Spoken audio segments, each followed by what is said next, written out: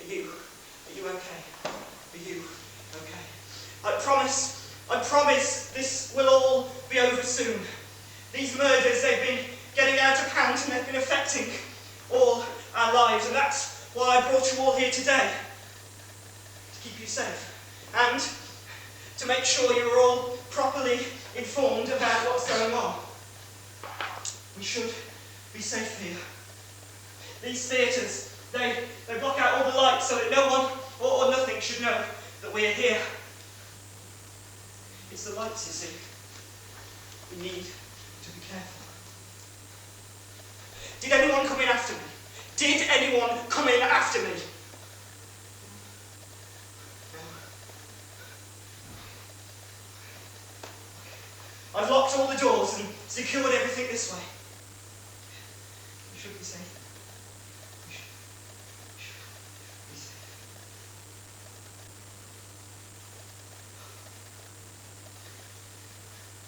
You know why we're all here.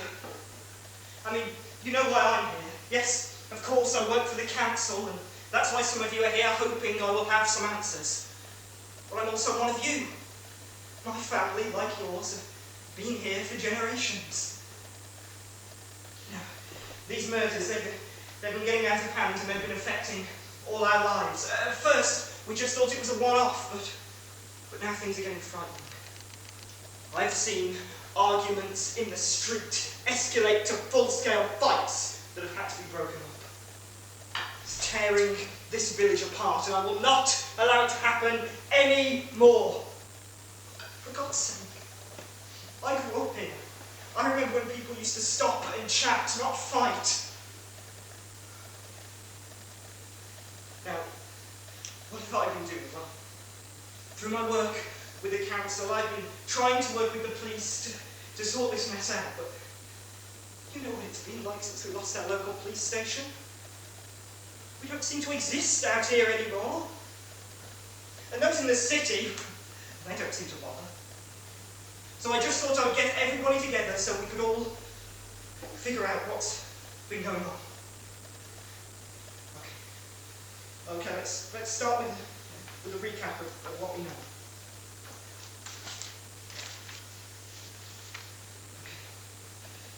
The first victim, John Davis, he was found just outside his family home just 3 weeks ago by his wife, Joan. He'd been working in the garage, and when his wife hadn't heard from him, she went to look for him. She found him face down at the side of the garage. The police report says he'd been hit over the head and died almost instantly. The second victim was Elizabeth Stoker. She was found in the middle of a field. Now this one must have been an opportunist. She was tracing the old canal paths. She was researching some old maps. That's what she must have been doing. She'd wandered off into a coppice to try and find an old log building that must have been there. When her friend hadn't heard from her for a few moments, she went to look for her. Only to find her on the other side of the coppice. She'd been strangled.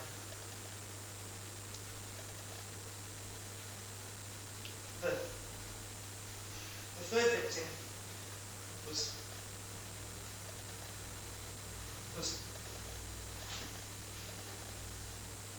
Alice Knight. She was found by me.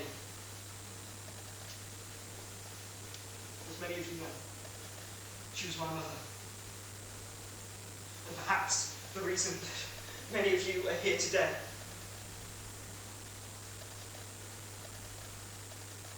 We were having a normal day. Mum had gone off into town to go and buy some flour. She was going to make some bread, she told me, but I was never very keen on it. She loved it. I'd heard her come back in, start working on the bread. I'd been working from home all that week. I can't remember now why I went downstairs, but it must have been because I could smell the bread burning, because when the police arrived, it was still in the oven. I found her. Lying on the kitchen floor. I held her in my arms, trying to wake her. She too had been strangled by this beast.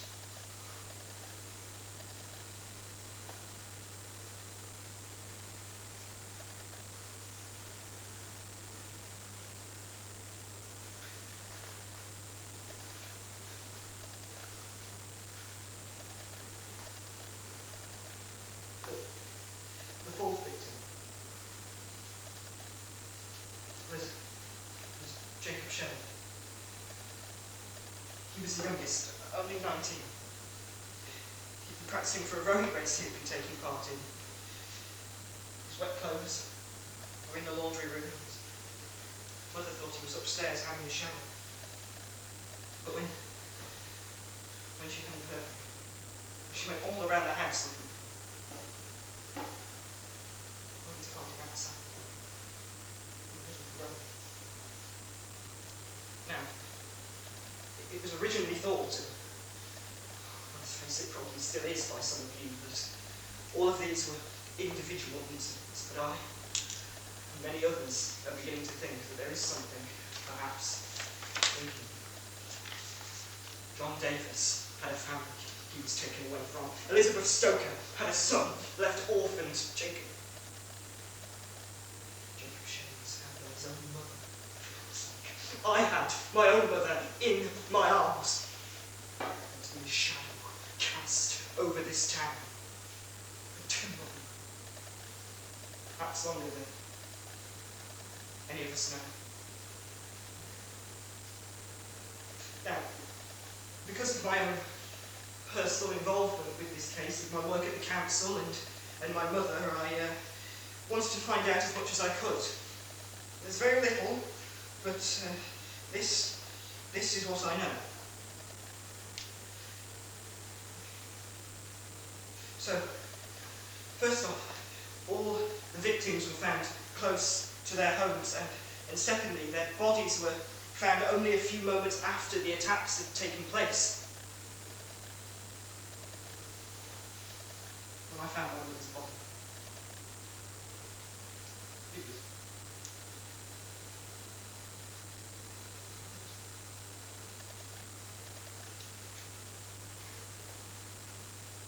war, but lifeless.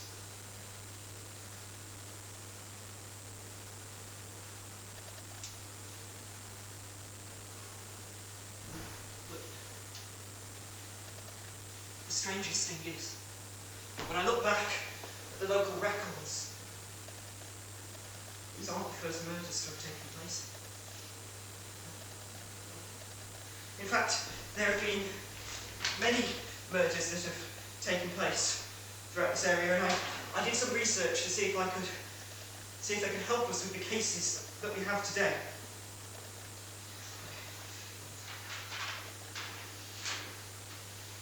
Okay, so back in 1850, 3 residents of the village were found dead. A farm labourer, John Deacon, was found in a vegetable patch he tended. This was on a Sunday morning, and he'd been working there all morning. He usually worked there and then went to the pub and then went home for his lunch. When his wife hadn't heard from him by about 3 p.m, she went to look for him. She didn't find him, but she found his friend, who had said he hadn't seen him, but had assumed he'd gone home instead of going for a drink. They found him. Still in the vegetable patch. He'd been hit over the head. Probably with a stake. The second victim of that year was Joan Simpson. Now, from what I could find, she was working in service of a family who just lived the village over and had only returned home to help with the funeral arrangements for her father, who died the week before. This is a tragedy. Joan's father had died on the 3rd of May. Joan returned home on the 9th of May. Just 2 days later, on the 11th of May, Joan's body was found by her mother in the courtyard. Just 3 days after that, on the 14th of May, Joan's mother was found hanging from a tree in their back garden. She had taken her own life. The whole family gone in less than 2 weeks. From then on, the cottage was thought to be cursed. It was never lived in again. It was demolished in the late 1880s.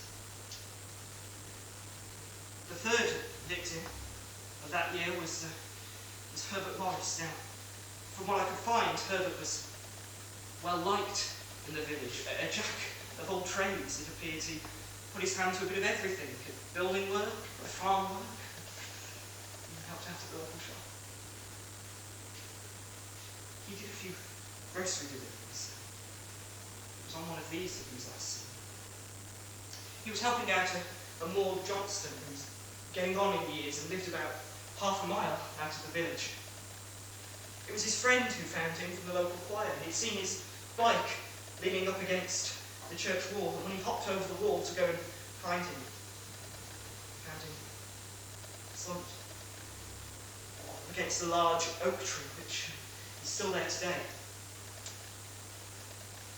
He'd been hit over the head. Now, with all of these cases, I could find nothing that linked them, other than the fact that they were found by a member of their family or a close friend. There's nothing unusual there. In a small village like this, everyone is either a friend or a family member. And at the time, the village only had 147 residents. The police, at the time, of course, had very little resources, and it appears soon gave up. All of these cases remained unsolved. Then in 1916, it happened again. This time, 2 murders, both very similar circumstances, and again, unsolved. The only thing here is, and I can't prove this, but I think one of them might have been a deserter from the army. His name on the records was Alfred Evans, but he was found in the house of William and Mary Stone. Their son had gone off to war like all the others, and he was reported missing without leave 6 weeks before the murder. His name was Jack. And he was the same sort of age as Alfred Evans, who was found in the house by William. I believe that when the local body turned up, they hatched a plan to make it seem like Jack had never been there at all. You can't blame them. At the time, the village had 287 residents. And Hitler had sent 15 men and boys off to war. 7 were only dead. I believe that if Jack had have returned, they would have protected him. The second victim of that year was Bertha Edwards. Now I could find very little information on Bertha, other than the fact that she was found by her fiancé in the forest about half a mile out of the village. Finally, I found one more, this time in 1934. The only thing here is the pits were fought back. There was bruising on the body, and there was scratches and more blood on the body. Her name was Betty Cromwell.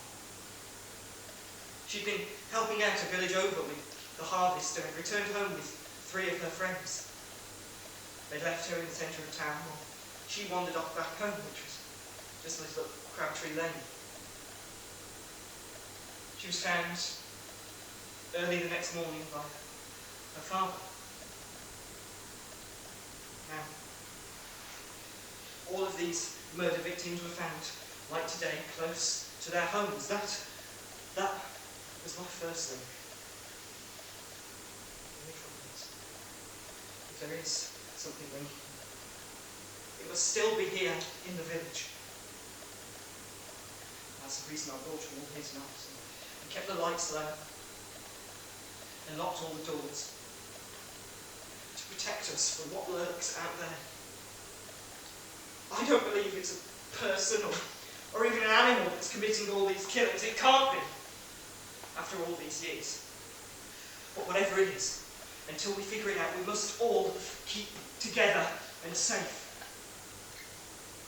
On the face of it, there's no rhyme or reason to any of these killings. They all appear to be separate incidents. I did think that, until I found something that I think might be important.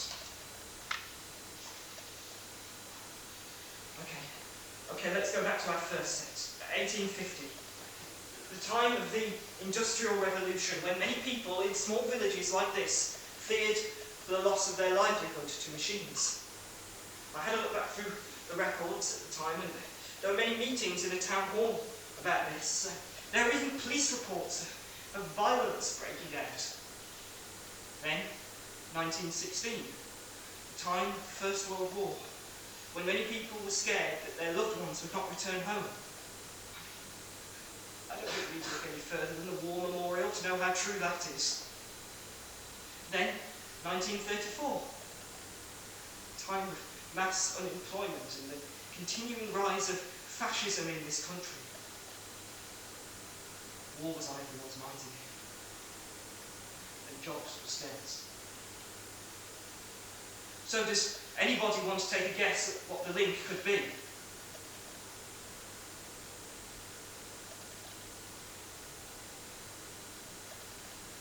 It's fear. It's fear that links them all. All of these murders were committed at a time of great fear. And it's the same today. I mean, everything we do has a warning of fear.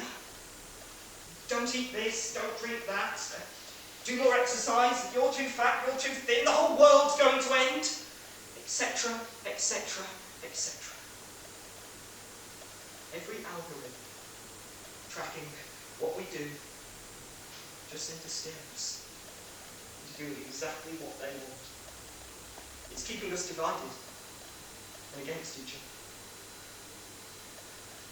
The only trouble is, if there are links, how does that help us?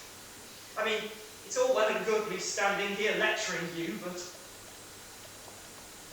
what you want to know is answers. And if I'm honest, I don't know all of them. Not completely. I know there's something down there. We should be safe. We just all need to remain calm. We must all remain calm.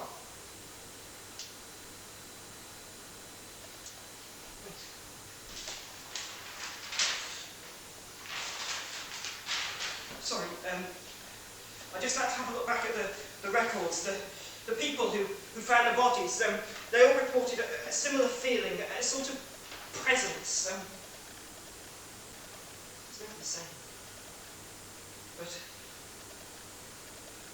when I found my mother, for some reason, I felt as if I was being wrapped in a wet woolen blanket that was being pulled tight around me. And here, in 1850, there are reports of blackness, as if night was falling, and here, in 1916, water all around, suffocating. I know Mary told me.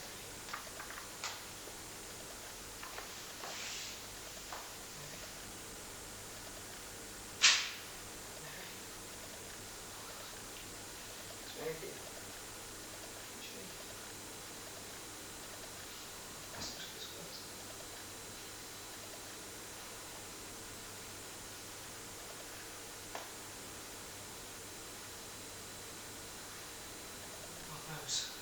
This thing has taken enough from us.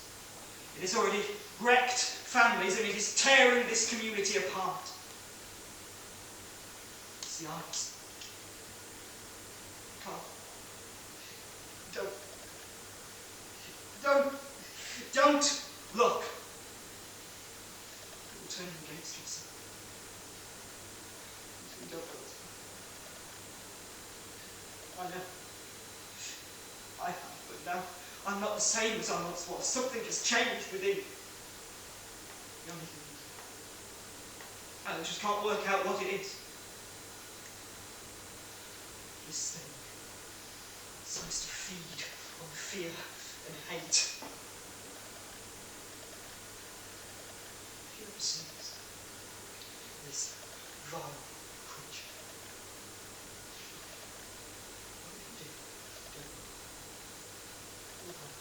No control. It's been kept hidden for too long. I know others must have seen it. It's time now to tell you the truth. If you know the truth, please then protect yourselves from. Protect yourselves from this demon before it causes any more pain. For God's sake, look what it's done to us already. We can't let this fear win.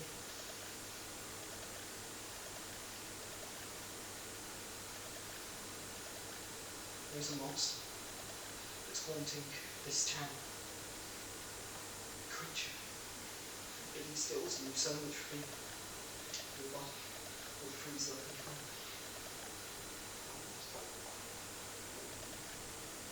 It is hunting us from the shadows, taking us away to our darkest places.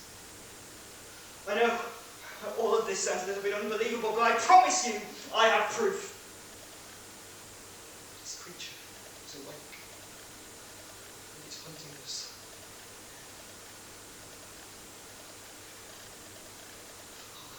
Oh God, can anyone else hear that? Everyone just needs to stay quiet.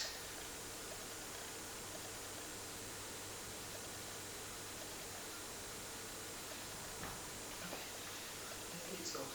I think it's gone. It's the light, it's the energy it gives off, it affects everything.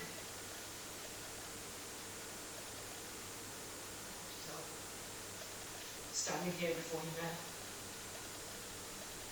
I'm afraid.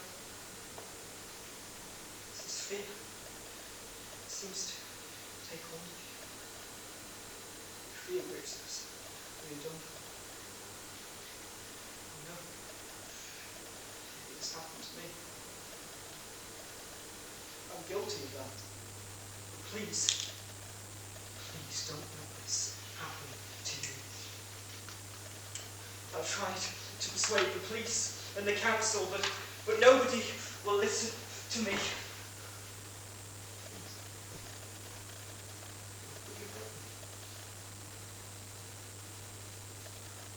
If you won't help me, I'll do it myself. This creature has already caused me so much pain and grief, I can't take it anymore. I really can't.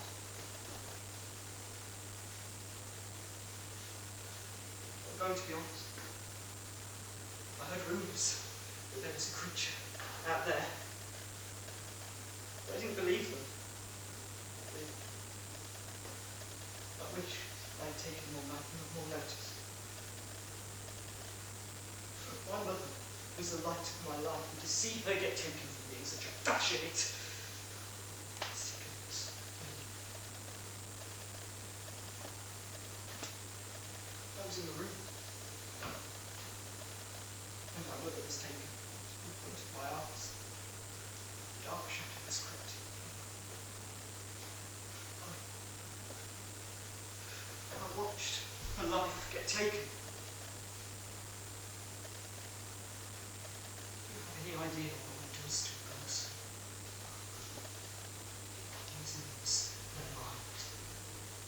Well, I really had no idea what I was doing. I know this thing is real. I know this thing is real. I know, because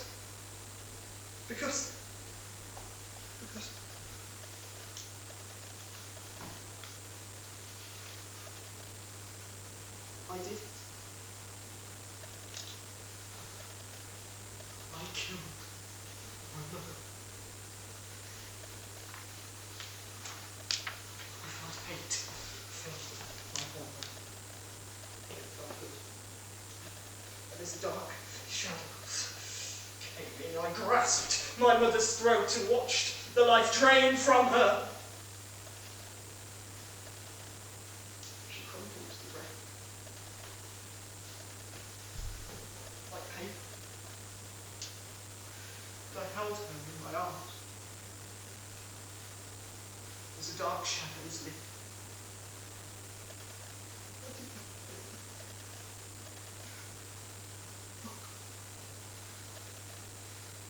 I am the blood of the woman who raised him in my hand.